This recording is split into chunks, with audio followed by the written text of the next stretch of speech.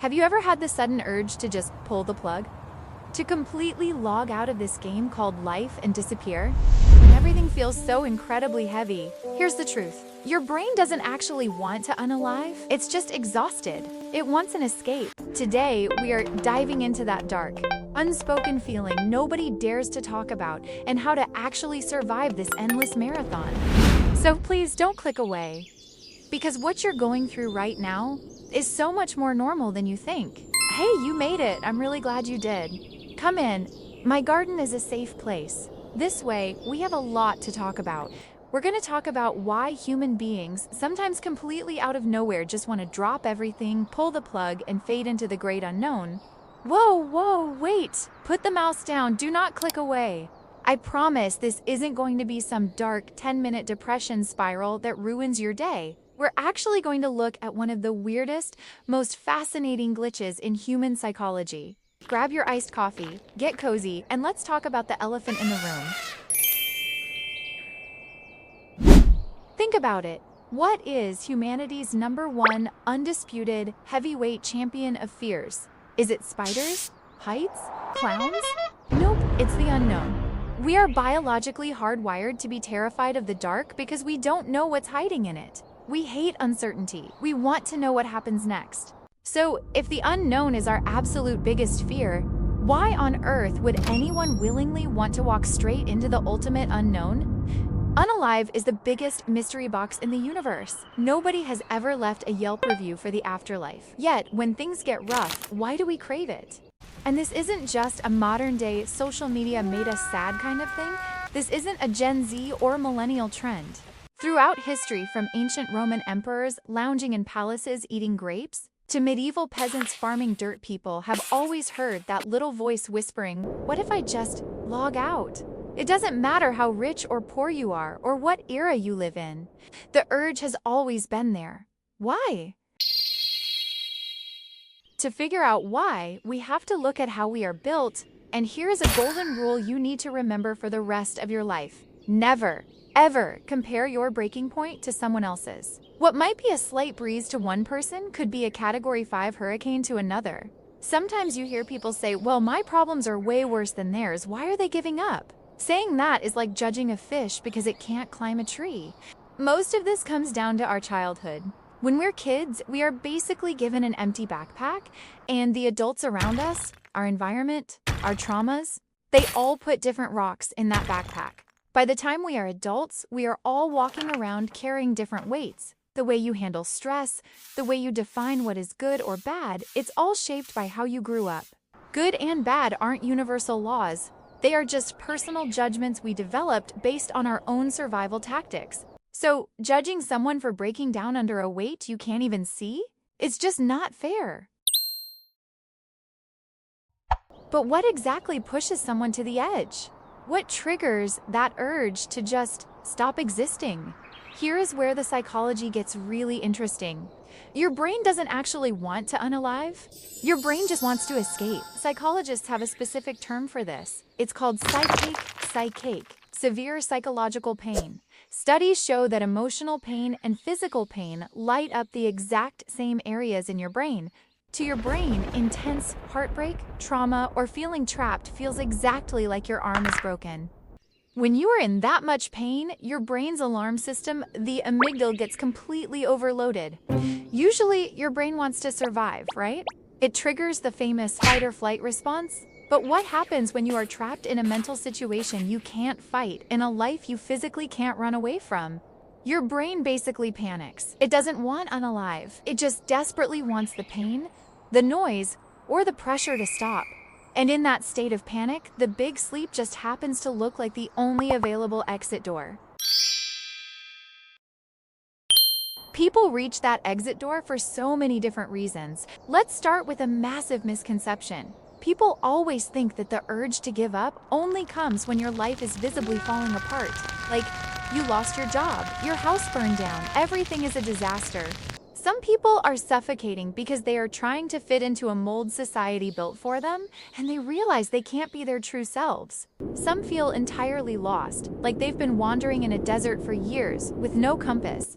But then there's another reason One we almost never talk about because it completely shatters the fairy tale we've all been sold. It's the sheer bone-deep exhaustion of trying so hard and never reaching the dream. We are told from day one, if you work hard, if you grind, you'll get what you want. But what happens when you do everything right? What happens when you put your entire soul into a passion, stay up late, trying to build a future, try to create something beautiful for yourself, and the doors just keep slamming shut? Maybe it's because you didn't start out with enough money. Maybe the system is actively working against you.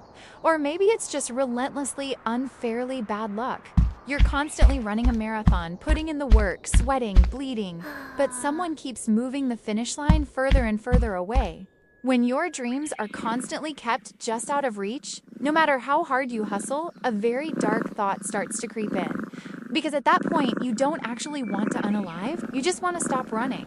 You want to drop the heavy armor you've been carrying for years and finally just rest.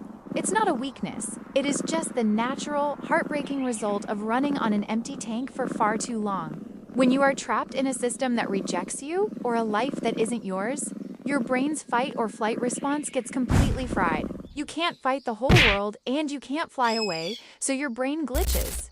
It offers you the only exit door it can find. So what do we do when that dark thought comes knocking? Listen to me carefully. I am not going to sit here in my cute little animated garden and tell you just smile, think positive thoughts, drink some water. That kind of toxic positivity is absolute garbage when you are in real pain. When your house is on fire, you don't need someone telling you to appreciate the warmth of the flames. But I'm going to give you a real, scientifically proven fact. Neuroplasticity. Remember that backpack from childhood? Remember those deeply ingrained habits? Well, your brain is like a dense forest. When you think the same dark thoughts over and over, you carve a deep, muddy path in that forest. And it becomes the easiest path for your brain to walk down. But your brain is plastic, it is moldable. You can physically rewire it, you can carve a new path. It takes time and it feels like hiking through thick bushes at first, but it is possible. That feeling of being permanently stuck? That feeling that this pain will last forever? That is just your brain chemistry lying to your face because it's exhausted. The unknown isn't a warm, cozy blanket, guys. It's just nothing but the known your life, your brain, your future that can be rewritten. Every video about this topic ends the exact same way. Reach out and get professional help. And yes, therapy is amazing. Medication can be life-saving. But let's be real, what if you can't afford it? What if the people you're supposed to reach out to are the ones causing the pain? What do you do then? First, lower the bar for survival. If looking at the next 5 years makes you want to throw up, don't look at it. Just look at the next hour. Did you drink a glass of water today? Did you listen to a song you like? That's a win. You don't have to be thriving right now.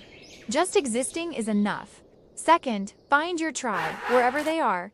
If the people around you in real life don't accept you, go to the internet. Find communities, forums, Discord servers. Blood doesn't always make family. Sometimes your real family is a bunch of pixels on a screen who understand exactly what you're going through. Let them anchor you. Because honestly, believe me on this, if there are toxic people in your physical world who just refuse to understand you, I promise you, there is a completely different crowd out there waiting for you.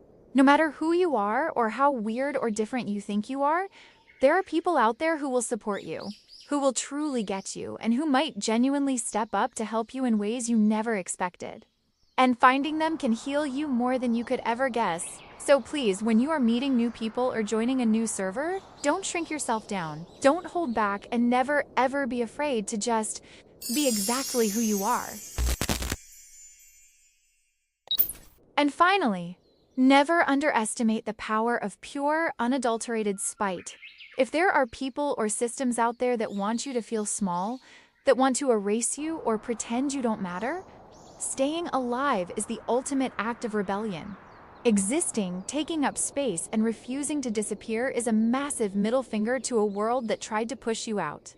Sometimes, when you can't find the energy to live for yourself, live to outlast the people who didn't believe in you. You are not broken because you want the pain to stop. You are just exhausted.